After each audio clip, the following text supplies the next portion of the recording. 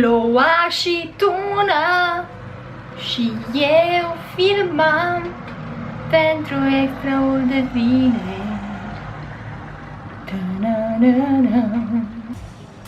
O secundă. Să nu fie curent. Să închid geamul. Salut! Salut! Eu sunt Ane Marie. Ăsta e vlogul de marți. Extra de vineri, mai exact, mai precis.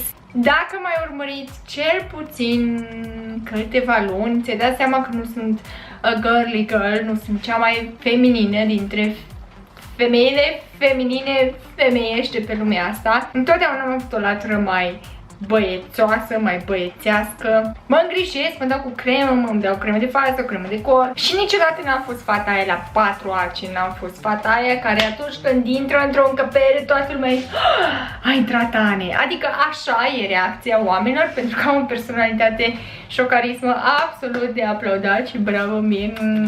Nu glumesc, dar îmi pare rău că par arogantă, e doar o glumă. Dar niciodată nu pot să zic că am fost un Marilyn Monroe al societății moderne. Așa că în colaborarea de astăzi o să-ți arăt câteva diferențe dintre mine și o fashionistă. Sper să-ți placă.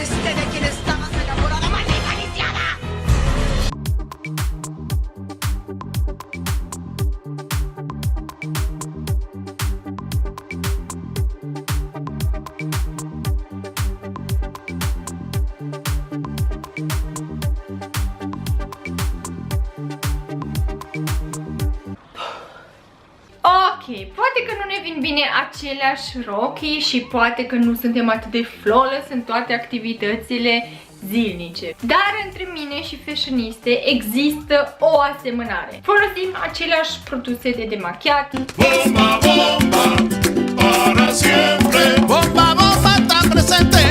Aquí lo canta mi gente.